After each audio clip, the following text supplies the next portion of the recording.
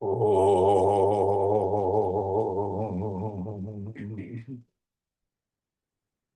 Om.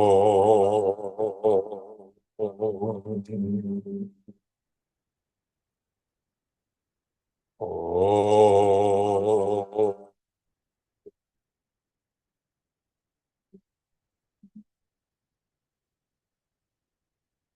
Gurur Brahma, Gurur Vishnu, Gurur Devo Maheshwaraha, Gurureva Param Brahma, Tasmai Shri Gurave Namaha. Chinmayam Vyapyat Sarvam Trailokyam Sacharacharam Tadpadam Darshitam Yena Tasmai Shri Gurave Namaha. Twameva Mata Chapita Twameva Twameva bandhuscha sakha Twameva Twameva Vedyadravinam Twameva Twameva Sarvam Mama Deva Deva Twameva Sarvam Mama Deva Deva.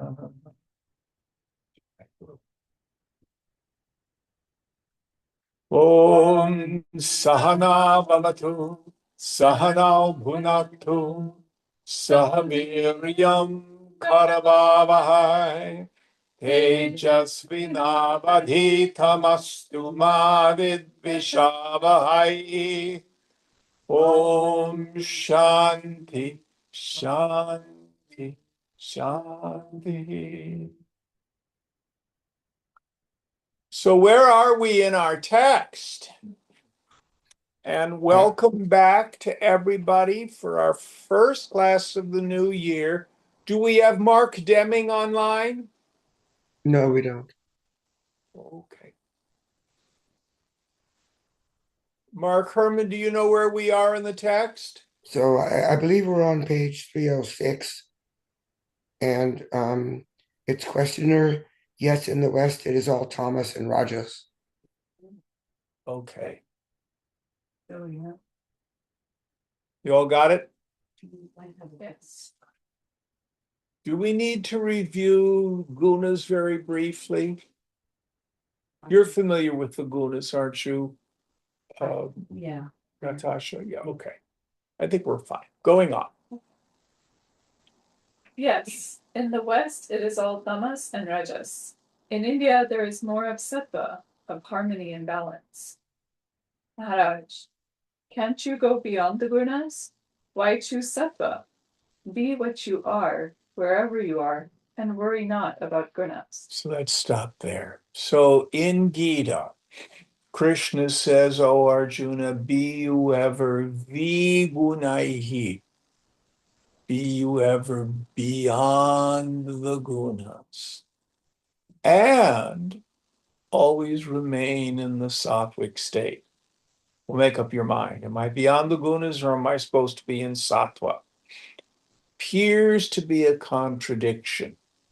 So the self is ever beyond the gunas. Watch the play of the gunas.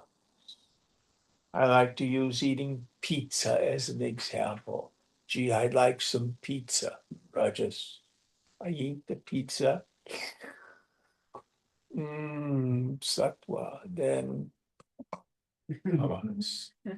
then another form arises. So the mind is always doing that. So the self is beyond the gunas. But then why does Krishna say ever remain in the sattvic state? Because it's the highest form of worldly pleasure. We think I'm not enough, there's not enough. I've been using the phrase that's a state of spiritual impoverishment. And then the mind, that's the essence of Jiva Bhavana.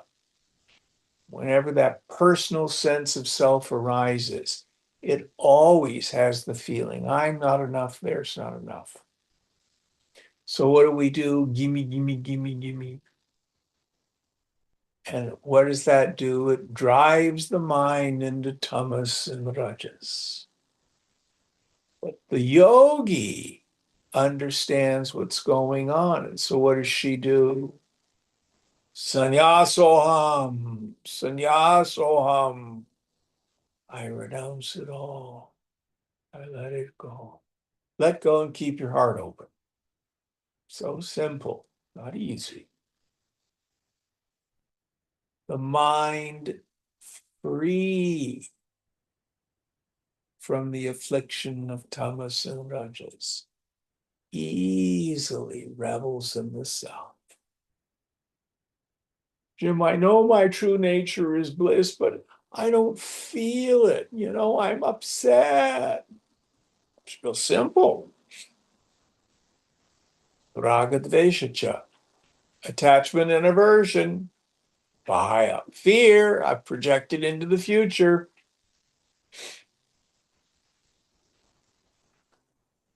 When your mind tells you, if our minds tell us, getting what I want will make me happy.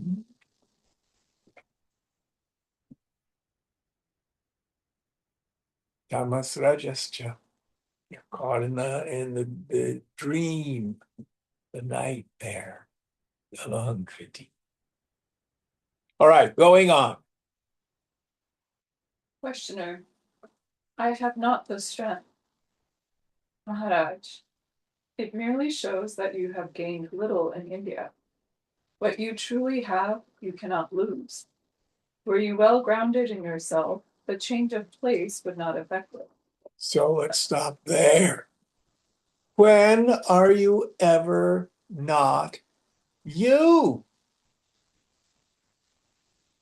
Oh, I had an experience of the self, but I lost it.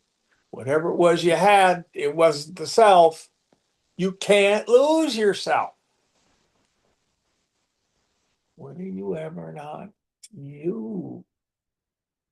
And what we don't understand in the mind is that experience of aham, I, is independent of the body, mind, intellect.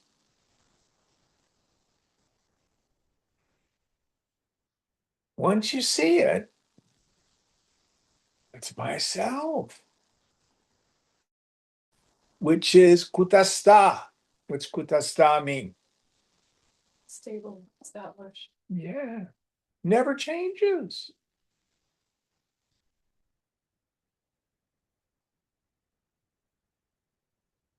Then we can just let the flow of life go by with all its ups and downs and ins and outs and its thises and that's. Going on. Questioner, in India, spiritual life is easy. It is not so in the West. One has to conform to the environment to a much greater extent. Maharaj, why don't you create your own environment? The world has only as much power over you as you give it. Oh, does everyone get that? Wherever you go, there you are. And wherever you go, there is your mind.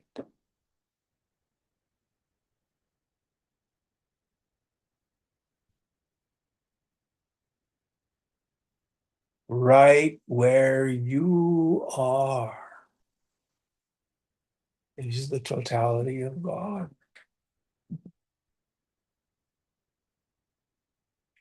In the Hebrew scriptures, Moses is talking to God in the burning bush, and God says, take off your shoes, for the place whereon you stand is holy ground.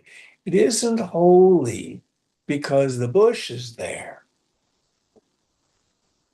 Right where you are is where God is.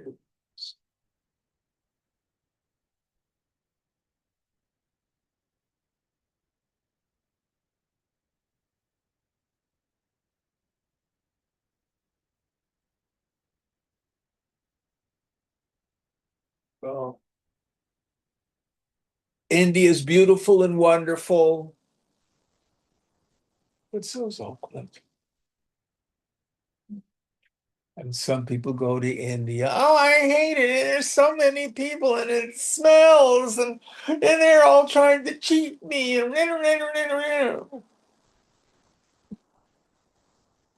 Depends on your mind state.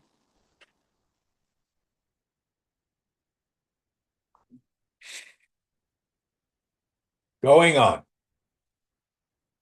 The world only has as much power as over you as you give it. Rebel, go beyond duality, make no difference between East and West. Questioner, what can one do when one finds oneself in a very non-spiritual environment? Maharaj, do nothing. Be yourself. Stay out. Look beyond. Questioner, So that's always the key. Swamiji used to thunder, shut up and get out. He doesn't mean walk out of a satsang hall.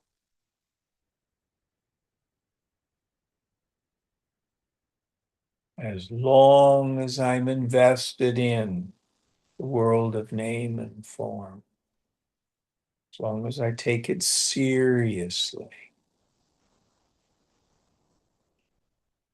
then I'm caught in the ups and downs.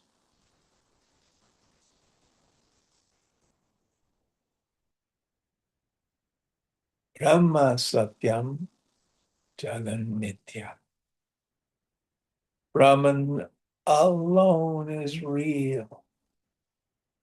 The Jagat, the phenomenal world, is Mithya, illusion. It's a lie. It's a hologram.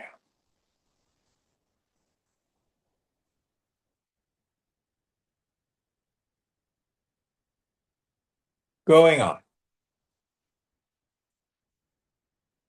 questioner, there may be clashes at home. Parents rarely understand. Maharaj, when you know your true being, you have no problems. You may please your parents or not, marry or not, make a lot of money or not. It is all the same to you. Just act according to circumstances, yet in close touch with the facts, with the reality in every situation. So this person thinks, oh, in India it's different than Bhagawan Ramana Maharshi. At 16, he leaves home and goes to the temple to Annamalai. I don't think his parents were too keen on that. They went looking for him. He sends them away. I'm going to live in the crypt under the temple. And a lot of people thought he was mentally ill in the beginning.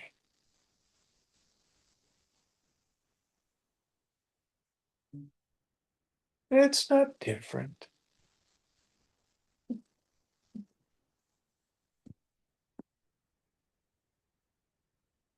This is why the scriptures say we have to give up attachment to family, caste, creed, profession, station in life. Inside, we all have to be sannyasis. And on the outside, let the equipment fulfill its function in the world. Do the next right thing. And don't worry.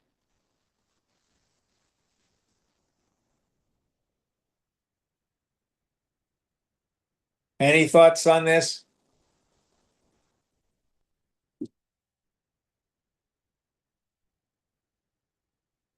Next one going on. Questioner, is it not a very high state? Maharaj, oh no, it is the normal state. You call it high because you are afraid of it. First, be free from fear. See that there is nothing to be afraid of. Fearlessness is the door to the supreme. Questioner, no amount of effort can make me fearless. Maharaj, fearlessness comes by itself when you see that there is nothing to be afraid of. Yes. I watched a YouTube video. It was so interesting. This person had some rugs that were optical illusions. One was like a swirling hole that it was all just sewn like that. It was just a flat rug. And another one had like cube things that went down like that. The dog couldn't cross the rug. It was afraid it was going to fall into the hole. But the vision of the cat is more precise. You could see it was just hairs of rug and just walks across it. Uh, That's what Vedanta is telling us. We don't see what's really here. And then we're afraid of it. We're like those dogs looking at the carpet. I saw that too, and there's all these adults walking across, but they're all looking at their phones. So they're like focused on the phone in front of them while they're walking, and then all of a sudden they get this sense that they're not safe. So then midway in the carpet, they're like, and they freak out. Yeah. Yeah. So we're even another layer, right? Because we're like we're looking at something else. Good point. Good point. But what Maharaj is saying is see what's really here. Investigate. See if you ever change.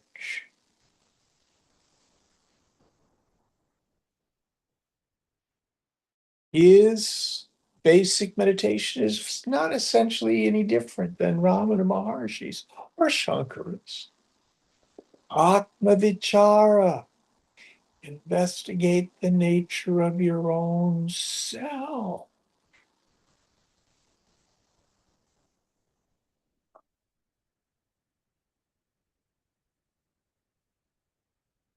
Investigate the world.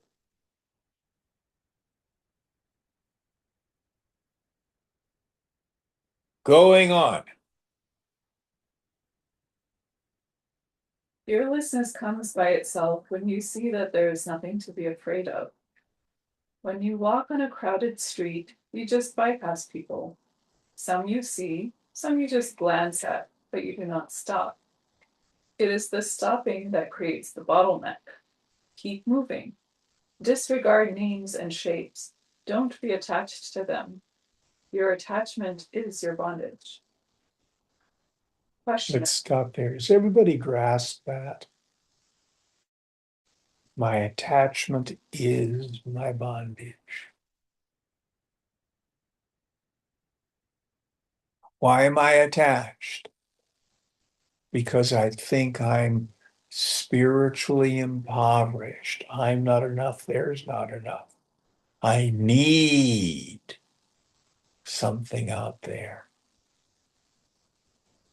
Or I need to be a better human being. It's all an illusion.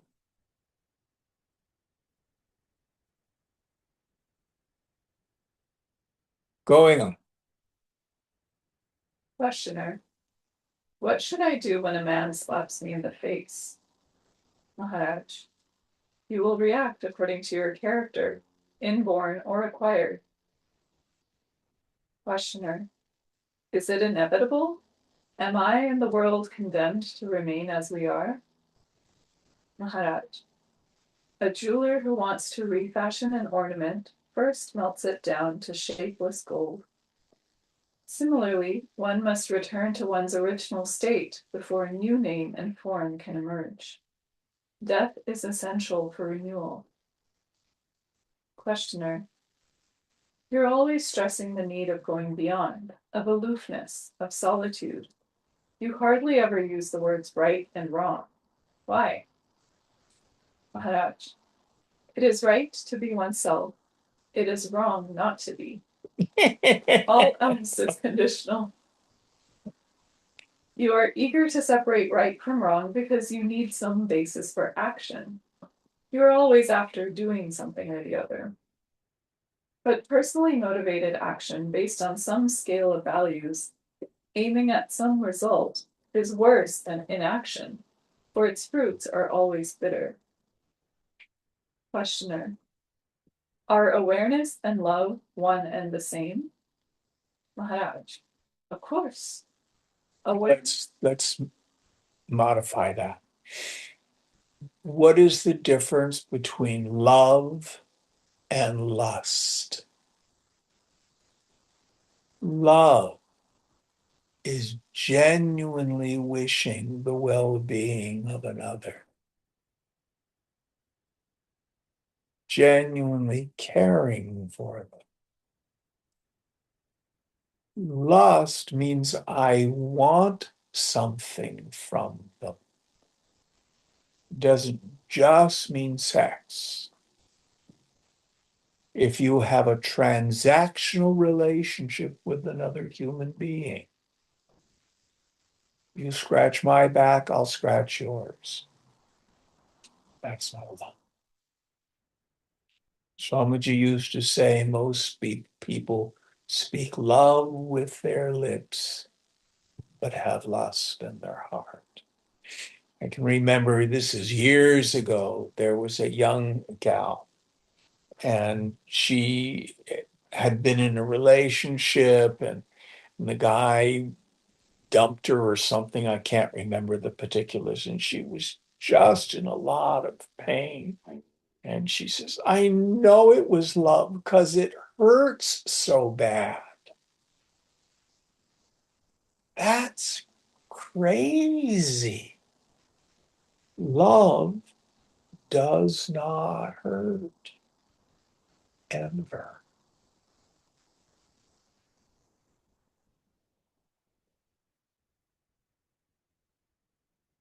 Lust, transactional relationships can hurt.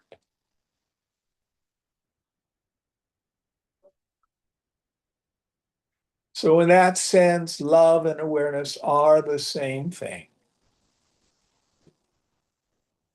So we're invited to love as God loves. God has no taste. God loves people you and I would have nothing to do with. God is indiscriminate.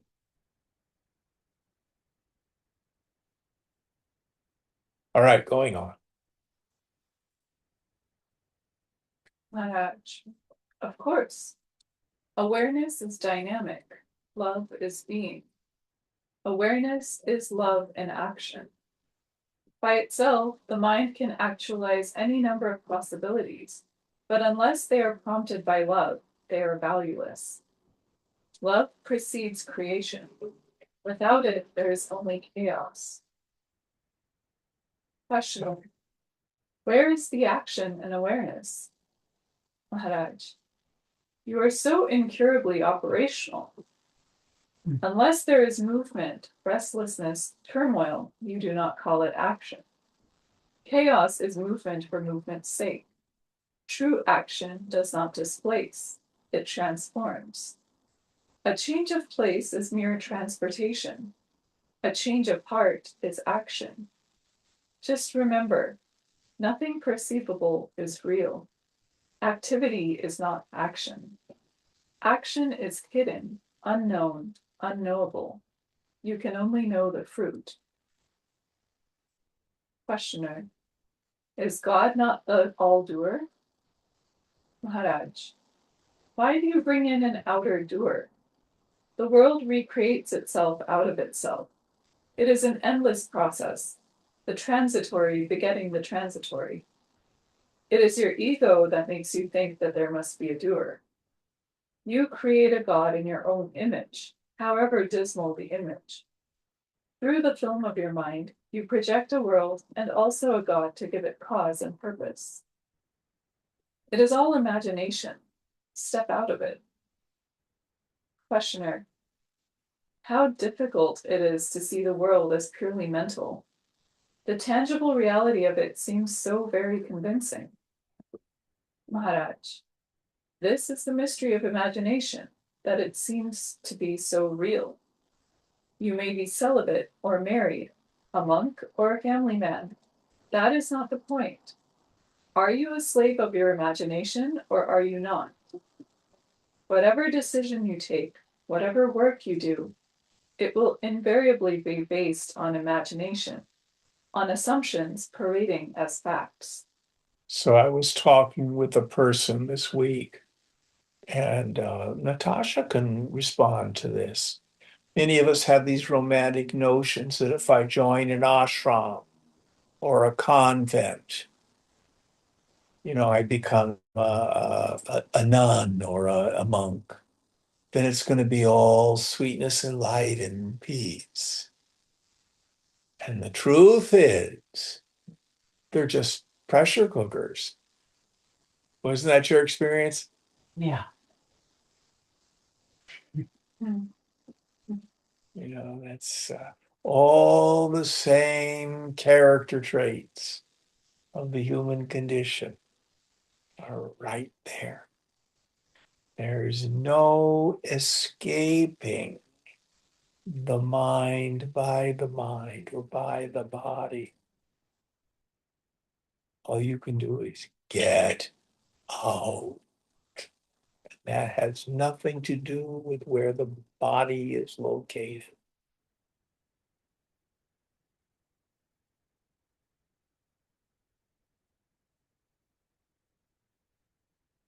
Any thoughts on this?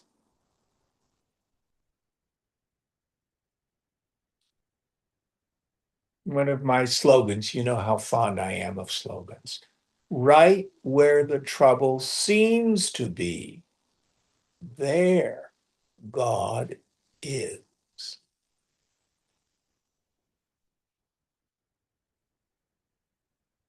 Right in the midst of the most challenging situation, there God is. There's no place where God is absent.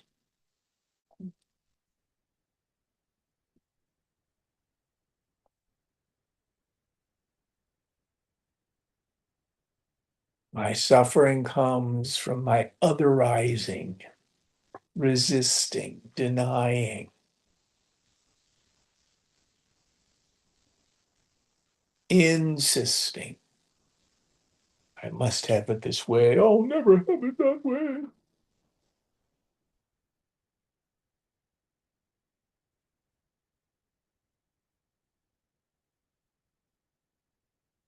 Going on.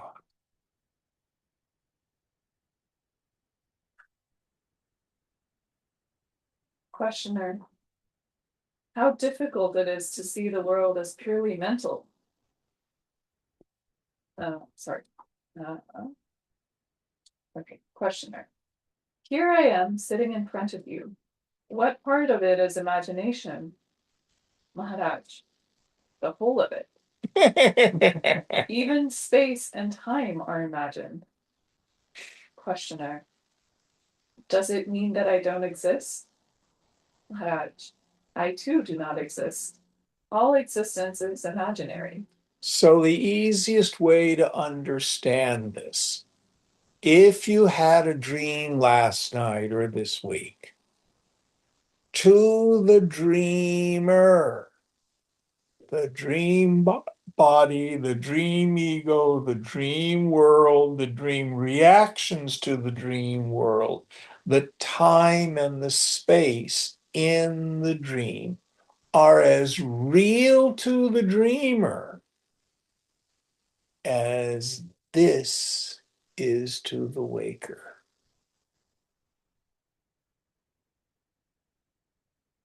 We only discern the unreality of the dream because it goes poof when I wake up.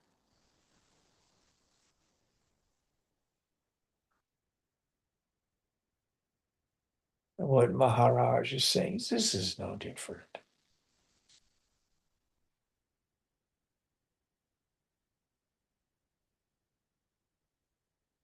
Don't take it seriously.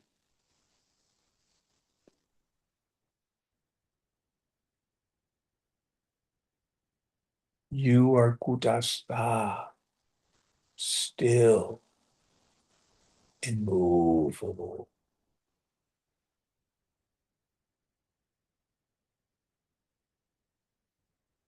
Going on. Questioner. Is being too imaginary? Maharaj. Pure being, filling all and beyond all, is not existence, which is limited. All limitation is imaginary. Only the unlimited is real.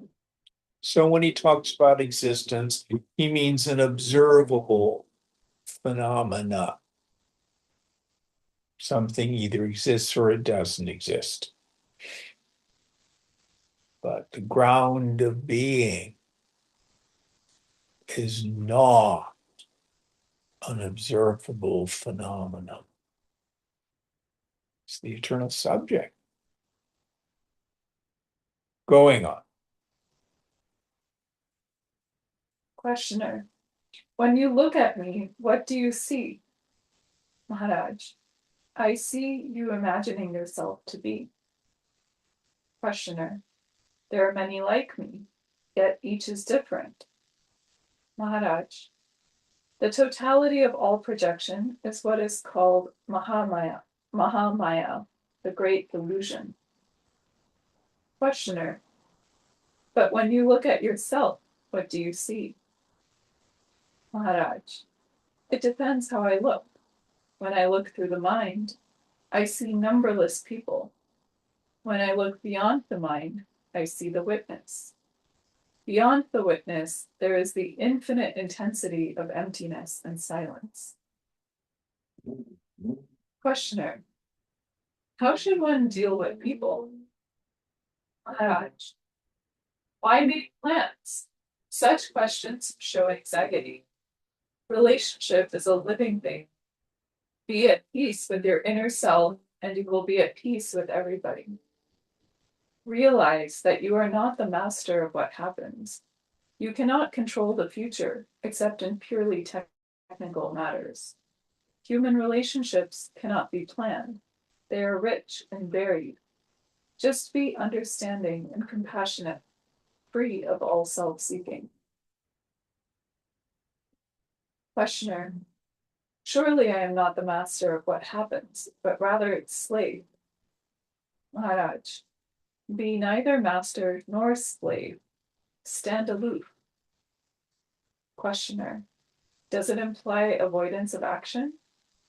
Maharaj. You cannot avoid action. It happens like everything else. Questioner. My actions surely I can control. Maharaj. Try. You will soon see that you do what you must. So you sit there long enough, you're going to have to go pee. Or you'll get hungry and you'll go eat. You cannot say, hair, stop growing. Breath, stop breathing.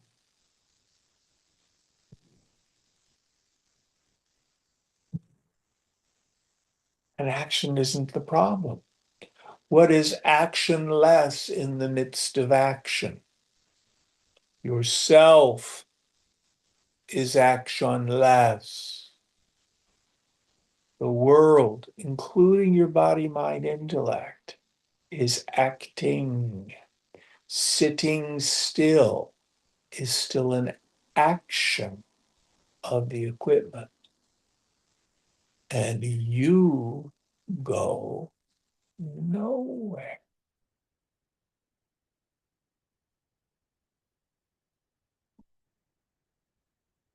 Going on.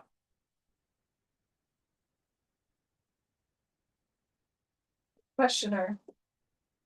I cannot act according to my will. Maharaj, you know your will only after you have acted.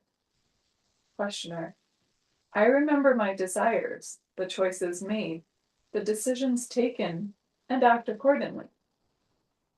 Maharaj, then your memory decides, not you. Questioner. Where do I come in? Maharaj, you make it possible by giving it attention. Questioner. Is there no such thing as free will? Am I not free to desire? Maharaj. Oh no, you are compelled to desire. In Hinduism, the very idea of free will is non-existent, so there is no word for it. Will is commitment, fixation, bondage. So let's nuance that. Of course, we experience choices. You all chose to come to class this morning. But what the West rarely asks is, why did I choose to come to class this morning or any other action? Where do my desires come from? All action is based in desire. I choose it. I can choose not to do things too. But why? Where does that come from? And to break it down into its simplest form, it's the force of the past as it interacts with the greater society, the karmic predicament.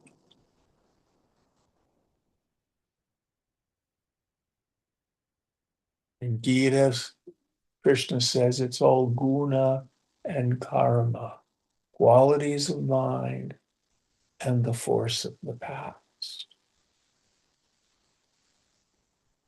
Not just my individual karma, but the societal karma. My Kaiser Senior Advantage Plus went up $28 in the new year. I chose to pay it.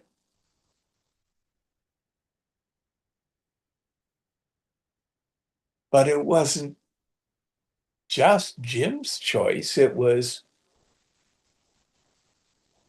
the ACA subsidies are gone. Everybody's insurance is going up. So I participate in a karmic environment as an individual as well. Does that make sense? I think the clearest thing is fashion. Haircuts, clothing styles, etc. Anybody here go to the symphony or the opera? You do, don't you, Howard? Yes. Do you wear a suit and a tie? No. 30 years ago, everybody did. 50 years ago. Most people don't anymore at the symphony, do they?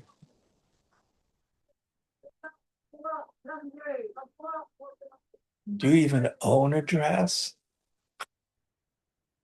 Do you? Yes. One that fits, maybe no. Women wore dresses and gloves when they flew on an airplane when I was a child. On a DC-3. Do we choose these fashions? No, not really, but we experience it as choice. But it's not free. Not free at all.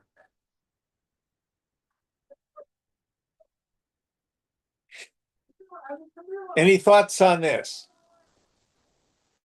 once we see this, it allows us to let go of two crazy thoughts.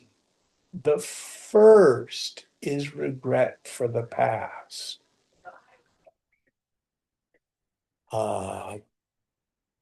So the mental health organization for which you're working now, did you have possibilities of working for another one instead, and then you made a choice? Yes. Yeah. So according to yoga, you had no real choice. You did what you did, guna and karma. You could not have done any other.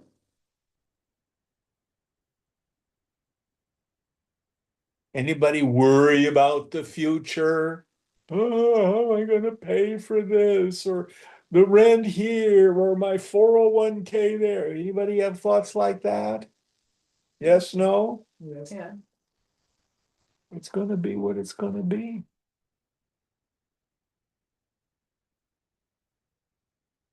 And you are completely safe.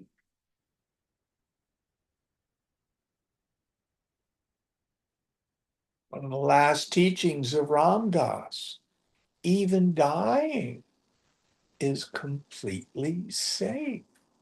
What an interesting adventure dying is going to be.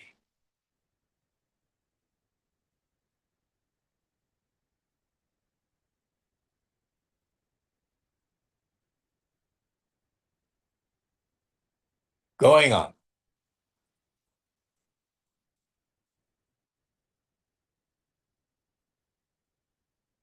Questioner.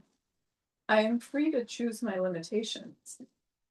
Maharaj, you must be free first. To be free in the world, you must be free of the world. Otherwise, your past and your future decide for you. Between what else has happened and what must happen, you are caught. Call it destiny or karma, but never freedom. First return to your true being, and then act from the heart of love. Questioner. Within the manifested, what is the stamp of the unmanifested? That's before we go on to the new topic. So for the person of steady wisdom, the Stitha Prajna, the Jnani, she does not act egocentrically. To act egocentrically means I'm going to do this because it'll be better if, or I won't do that because that's going to suck if I do that. The constant attempt of the mind to seek pleasure and avoid misery. It is completely non-creative. It is nothing more than almost like a biological response. But the jnani can operate from the intuition. When she's silenced the loud voices of egoism, I must have it this way, I'll never have it that way. And there's a sense of rightness that's an unerring guide.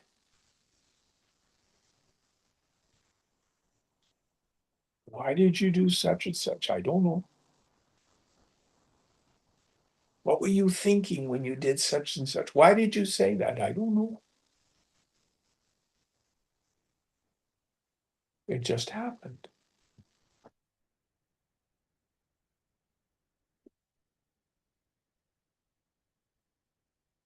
Going on.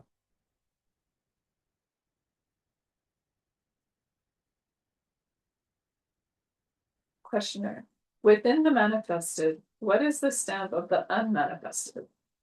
Maharaj, there is none. The moment you begin to look for the stamp of the unmanifested, the manifested dissolves. If you try to understand the unmanifested with the mind, you at once go beyond the mind. It is like when you stir the fire with a wooden stick, you burn the stick. Use the mind to investigate the manifested.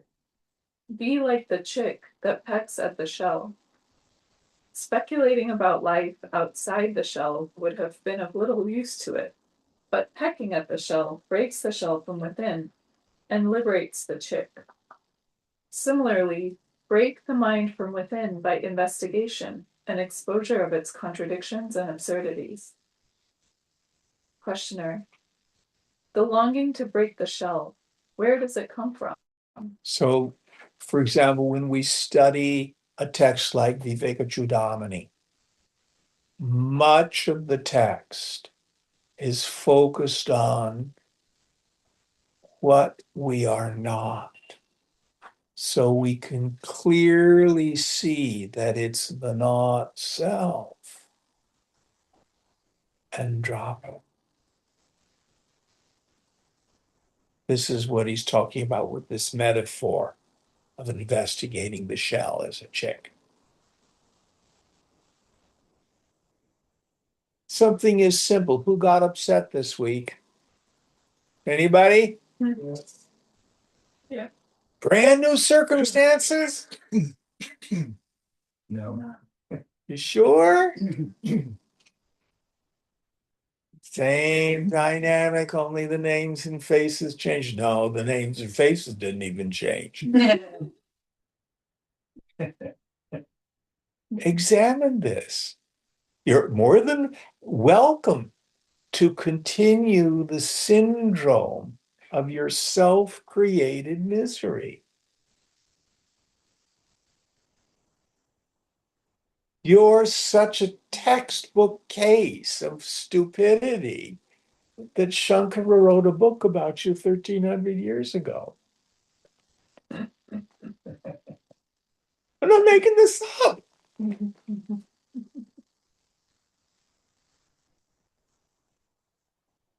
Why did you get upset? Investigate. He or she done it to me. No.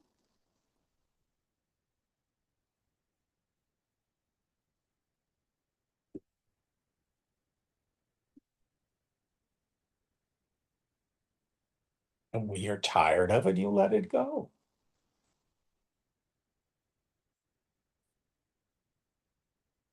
It's so simple.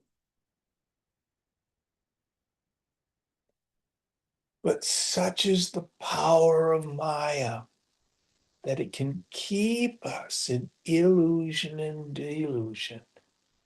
How many times have we studied the scriptures, been here at satsang, and yet when I'm out there in the world, I'm convinced I'm unhappy, I'm upset, and the world did it to me. And that seems so real. This isn't unique to me, I don't think, is it?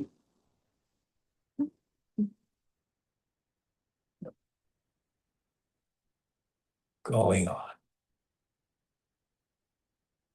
Questioner: the longing to break the shell, where does it come from? Maharaj: from the unmanifested. And that's the end of the chapter. So this desire to permanently end suffering is a deep impulse in the human heart. And it's unerring. It will bear its fruit eventually.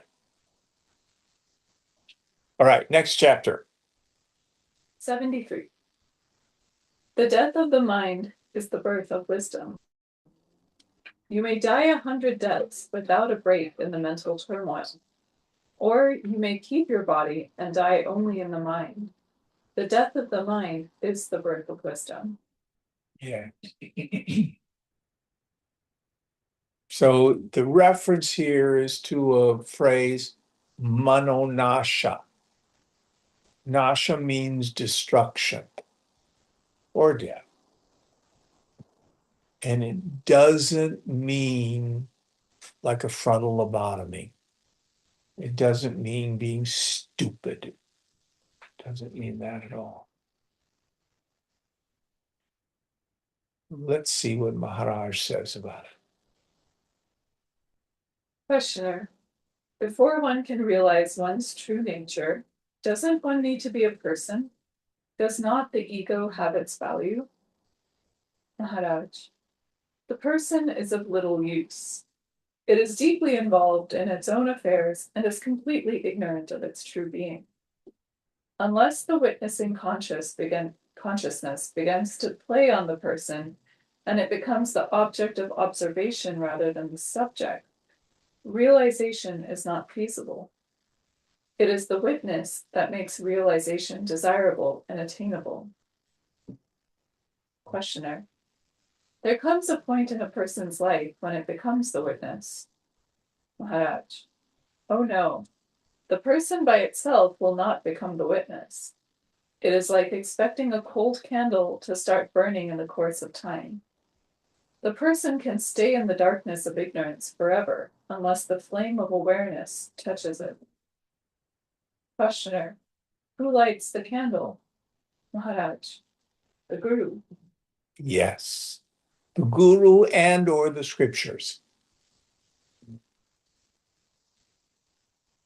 His words, his presence. In India, it is very often the mantra. Once the candle is lit, the flame will consume the candle. Questioner. Why is the mantra so effective? Maharaj. Constant repetition of the mantra is something the person does not do for one's own sake. The beneficiary is not the person, just like the candle which does not increase by burning. Now, there's caveats here. There are particular schools where they will give you a mantra in order to manifest things. I can't remember the name of the school of Buddhism where you chant Nam Myoho Renge Kyo, and you do it in order to get stuff. Or in the West, people do affirmations to get stuff. Those are a kind of mantra. Here he's talking about something that is not karma producing.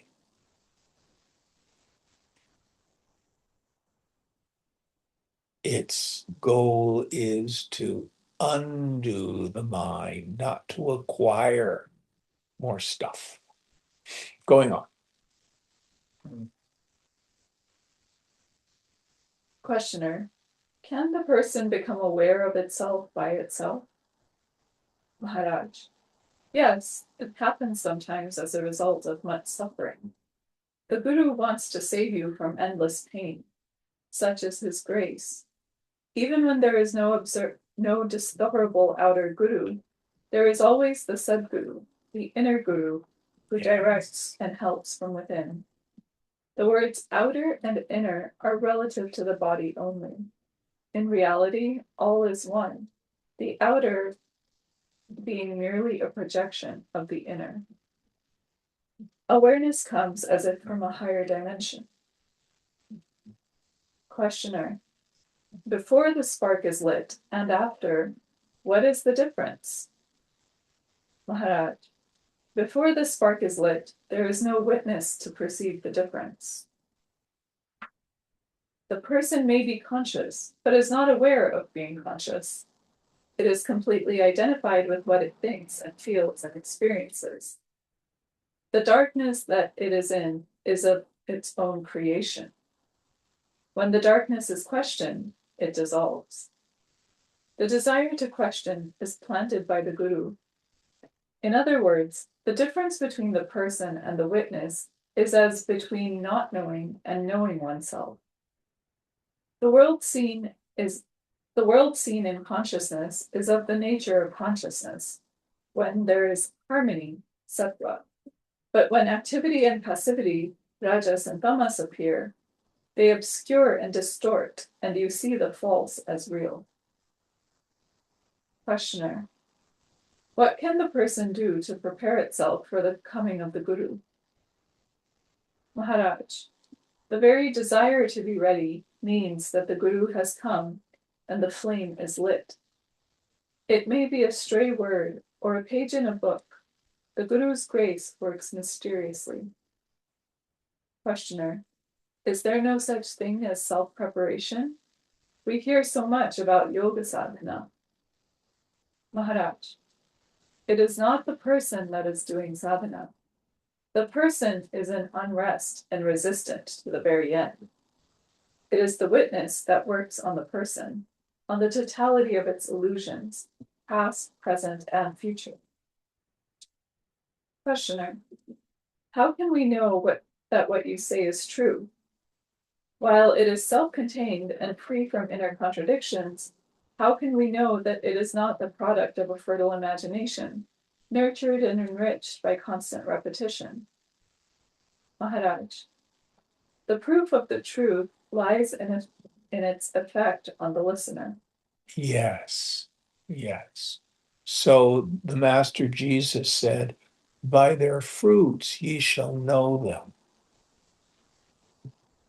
So this is one of the downsides of the internet.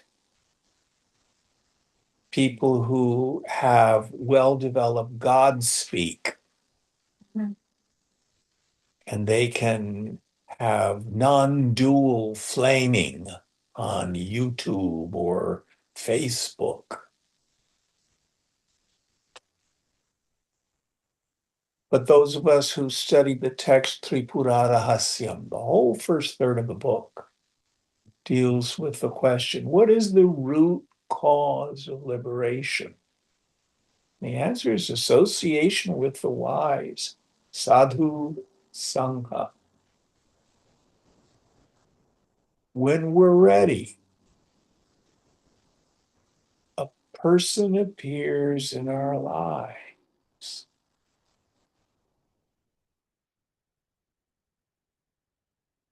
And Guru Kripa, by the grace of the teacher, something in us awakens.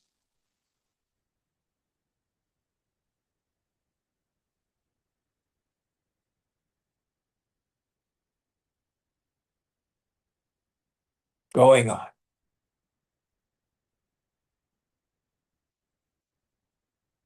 Maharaj, the proof of the truth lies in its effect on the listener. Questioner, words can have a most powerful effect. By hearing or repeating words, one can experience various kinds of trances. The listener's experiences may be induced and cannot be considered to be a proof. Maharaj, the effect need not necessarily be an experience. It can be a change in character, in motivation, in relationship to people and oneself. Trances and visions induced by words, drugs, or any other sensory or mental means are temporary and inconclusive. So this is for the use of Westerners especially. In India, there's an implicit faith in the Sanatana Dharma, the path itself. But in the West, it's good for us to know about the four authorities. Chatush Praman. The first are the scriptures themselves, the Upanishads, Shruti. Second is the recorded evidence of great saints and sages through history who thunder, it's true, it's true. The third authority is our own logical reasoning. I like to say to people that real spirituality is profound common sense. It does not ask of us to believe in something fantastic. I'll give you an example. Is Amma an avatar? Is she? I mean, I have my view on the matter, but I don't know. And what's your view? Yes, How do you know that? What's your proof? I have so many direct experiences. Yeah. And I have some stories of so many other people I know who have direct. But maybe they made it all up. Yeah, well, I have mine. Yeah. Yeah. It's your own direct experience. That's the fourth praman. Fourth praman is ruthlessly discard all belief, all opinion. What's your direct experience?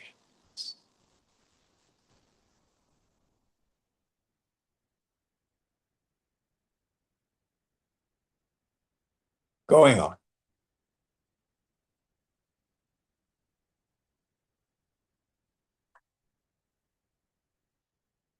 Trances and visions induced by words, drugs, or any other sensory or mental means are temporary and inconclusive. The truth of what is said here is immovable and everlasting. And the proof of it is in the listener, in the deep and permanent changes in his entire being. It is not something he can doubt unless he doubts his own existence, which is unthinkable. When my experience becomes your own experience also, what better proof do you want? Questioner. The experiencer is the proof of his experience. Maharaj. Quite. But the experiencer needs no Oh, I'm going to push back on that. The experiencer is the proof of his or her existence, not the proof of the experience. So you were talking about the person on the phone who was walking across the rug and then all of a sudden got scared. That's their experience. But was the apparent hole in the rug real? No.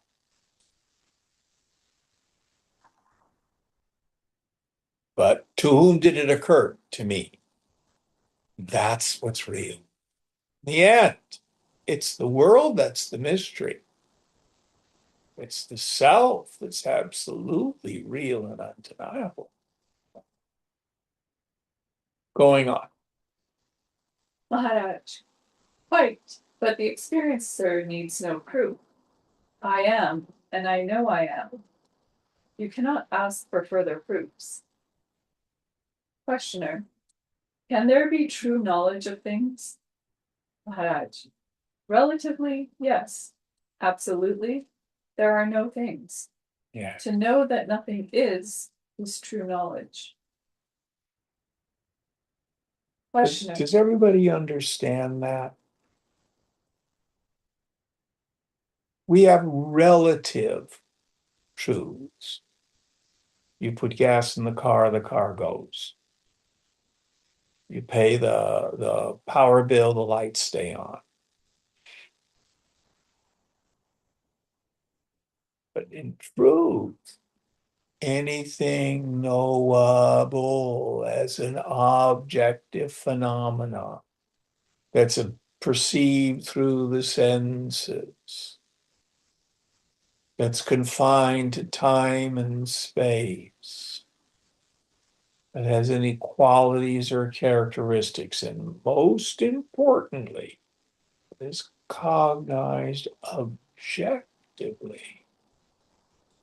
It's fundamentally imagination. But yourself is another dimension. Yourself is known, but never known as an object.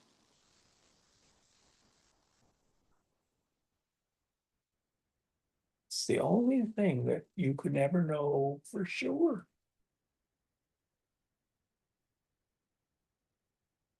Going on. Questioner.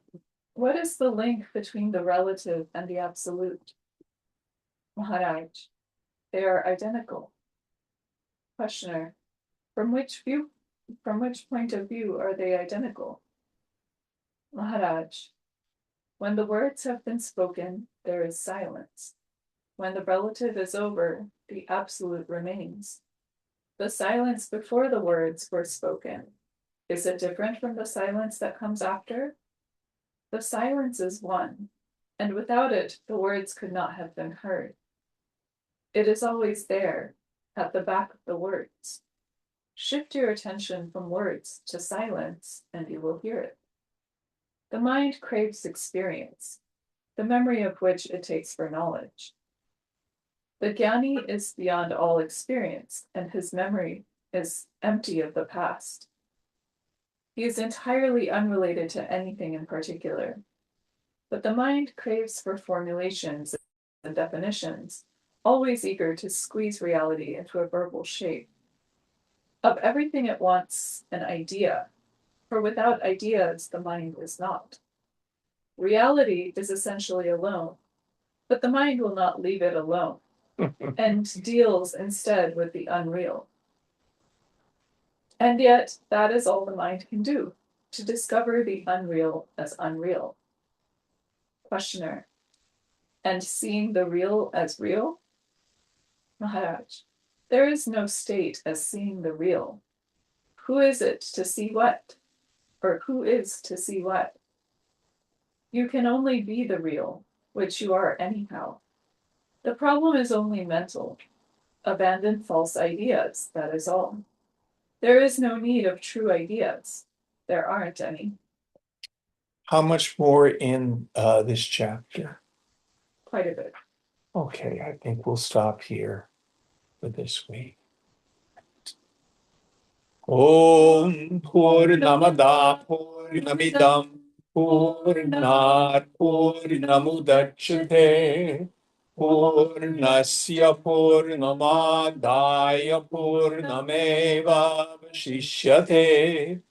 Om Shanti Shanti Shanti. Hari Om Sri Guru Pyo Namaha. Hari Om.